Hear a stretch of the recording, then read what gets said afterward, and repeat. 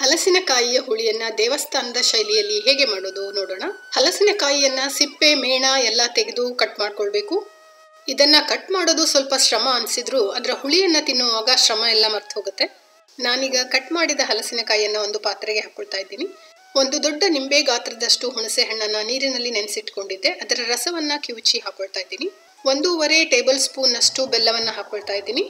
ಹಾಗೆ ಒಂದು ಸ್ವಲ್ಪ ಕರಿಬೇವಿನ ಸೊಪ್ಪು ಹಾಗೂ ಅರಿಶಿನ ಪುಡಿಯನ್ನು ಸೇರಿಸ್ಕೊಳ್ತಾ ಇದ್ದೀನಿ. 1 ಕಪ್ಪು ನೀರನ್ನು ಹಾಕಿ ಹಲಸಿನಕಾಯಿ ಮೆತ್ತಗಾಗುವವರೆಗೂ ಬೇಯಿಸ್ಕೊಳ್ಬೇಕು. ಇದಕ್ಕೆ ಮಸಾಲೆ ತಯಾರಿಸ್ಕೊಳ್ಳೋಣ. ಈಗ ಮೊದಲಿಗೆ 1 ಟೇಬಲ್ ಸ್ಪೂನ್ ಅಷ್ಟು ಉದ್ದಿನ ಬೇಳೆಯನ್ನು ಸ್ವಲ್ಪ ಹೊಂಬಣ್ಣ ಬರೋವರೆಗೂ ಹುರ್ಕೊಳ್ಬೇಕು.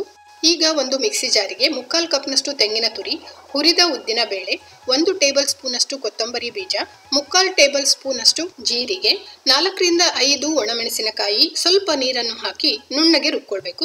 ಮಸಾಲೆ ತಯಾರಾಗಿದೆ. ಈಗ ಹಲಸಿನಕಾಯಿ ಬೆಂದಿದೆಯಾ ಅಂತ ಪರೀಕ್ಷಿಸಿ. ಹಲಸಿನಕಾಯಿ ಚೆನ್ನಾಗಿ ಬೆಂದಿದೆ. ಇದಕ್ಕೆ ನಾನು ಮಸಾಲೆಯನ್ನು ಸೇರಿಸ್ಕೊಳ್ತಾ ಇದ್ದೀನಿ. ಹುಳಿಯ ಹದಕ್ಕೆ ಸರಿಯಾಗಿ ಸ್ವಲ್ಪ ನೀರನ್ನ ಕೂಡ ಸೇರಿಸಿಕೊಂಡು ಚೆನ್ನಾಗಿ ಹೊಂದಿಸ್ಕೊಳ್ಬೇಕು.